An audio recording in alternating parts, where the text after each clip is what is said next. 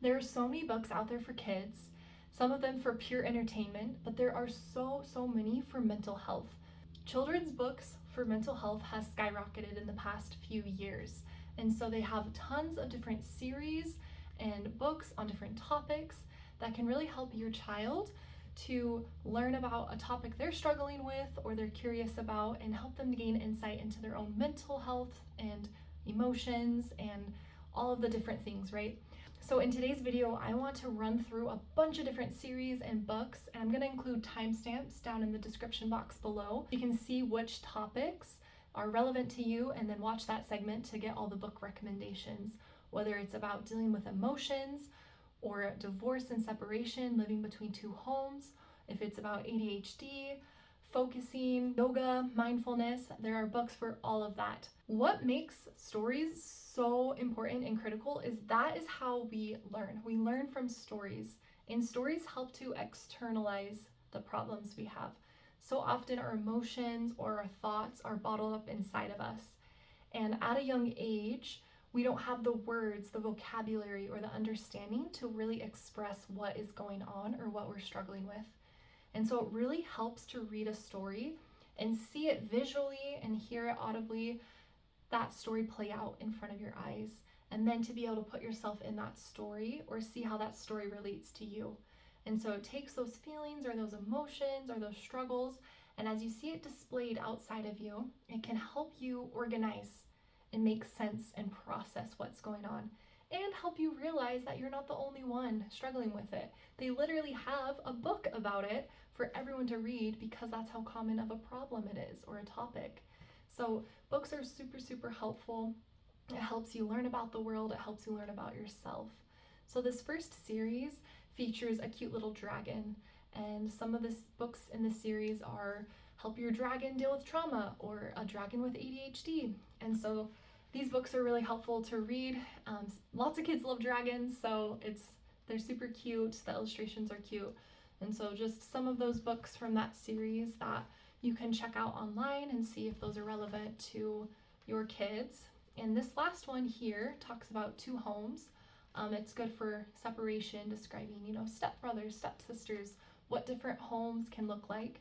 And just some other books in that category is Two Homes, or Families, just describing what different families can look like, or this book called Living with Mom and Living with Dad, just to help the children recognize that there are different families, that families can look different than just mom, dad, kids.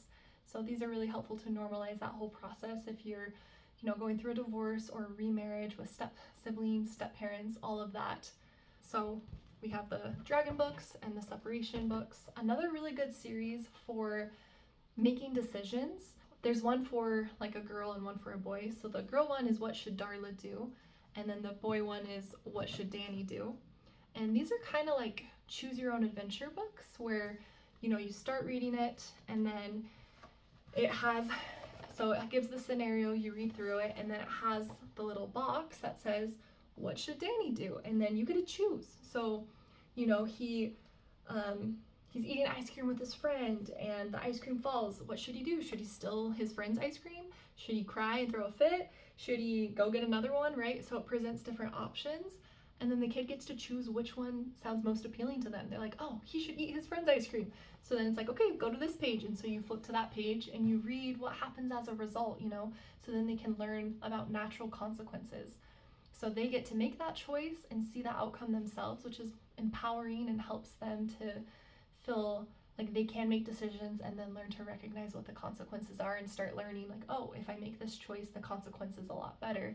So it can help them to teach themselves without being nagged all the time. But yeah, so I really like the What Should Danny or Darla Do?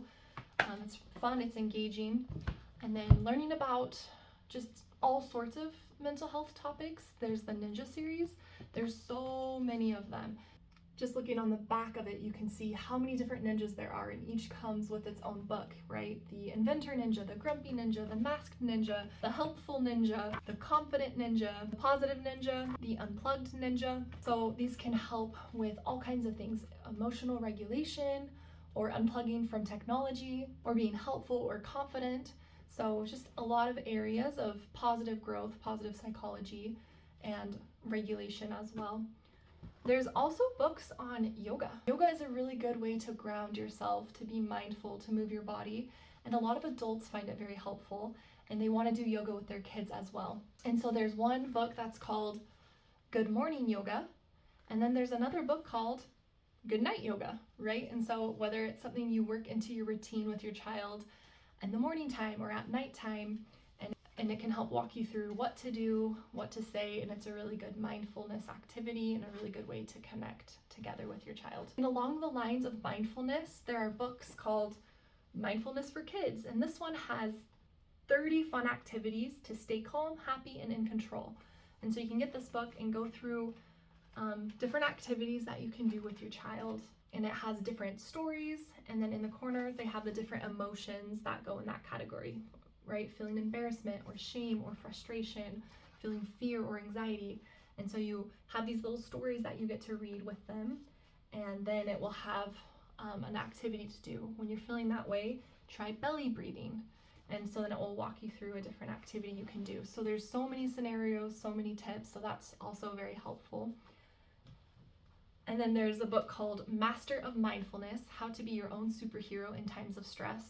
It has, activities, stories, and just different scripts. So you can read those or practice those with your child. For example, this is a body scan that you can do. A huge topic with children is learning to regulate and manage emotions, right? They've never done it before. They're still learning self-control. They're still learning what even emotions are. When they feel something, they might not even know how to express what they're feeling. And so books on different emotions are super, super helpful. There are the spot series, what's like a little spot of anxiety or a little spot of sadness or a little spot of confidence. So they have positive ones as well to help them identify feelings, whether they're good or bad. Or I wouldn't say good or bad. Emotions are emotions. They're all good to have, but whether they feel positive or if they feel a little bit negative, but just being able to talk about what those messages are and how they feel. And that leads me to this book I really like. It's called My Body Sends a Signal. And so it talks about emotions as being those messengers or sending signals, right? And it helps explain what they are, why they exist, what their purpose and function is in a story format. And then it even comes with kind of little flashcards of what it feels like to feel that emotion, right? And they can help identify what that emotion is. So when my bottom lip sticks all the way out, or when my whole body feels down, or my eyes feel watery and I'm gonna cry, those are things that you experience when you're feeling sad. And so you can kind of walk through those different emotions and how they feel. So they have different flashcards of emotions. They even have coloring at the end of it. So this is a good activity and book. And then another book about feelings. It's really cute and interactive. It's In My Heart. You just, go through, and each one helps you just understand how everything can fit inside your heart, even though it's all over the place. Some of them are positive, some of them are negative, right? But all of them have a place inside of your heart. And so I really love that message. And then one book about sadness. It's really good if you're religious, if you're teaching your kids about their relationship with God. There's a book called God, I Feel Sad, and it's called Bringing Big Emotions to a Bigger God. And so that can be a really good way to help teach them they're not alone in their emotions, that there is someone who can help them feel that emotion with them and help them process it. And so that's a really powerful message. And then of course there's, preventative books or informative books, helping them with these problems they have. But then there's books to just build confidence, to build self-esteem, to help that growth mindset. And so you have books like I Am Enough, or Be You, Be Who You Are, and that it's like who you are is incredible. Help them recognize that they're unique and that they're needed just as they are. And it's so important to find books that point out those messages and those strengths, and then to be able to personalize it to your child and go with them and point out what their strengths are to them. What do you think some of your strengths are? I see this in you. Kids eat that up. They need that, right? They're learning about themselves. They're learning about who they are, what they're made up of. And oftentimes they're just comparing themselves to everyone else around them. I'm different from them in this way. They're different from me in this way. Is it okay to be who I am? And for, an adult, whether it's a teacher or caregiver or babysitter or parent to be able to instill that confidence and love in them. You matter. You are important. You are needed just as you are. You're unique and special. Those are so, so important, especially in such a negative world. We need those messages of positivity. Thank you so much for watching this video. I hope you found some of these books helpful. I'll post some links in the description box for you to find some of these books online. And then check out future videos and I'll read through some of these books so you can see what's in them. Stay tuned for future videos on exercises and activities to do with your children, and I'll see you in the next one.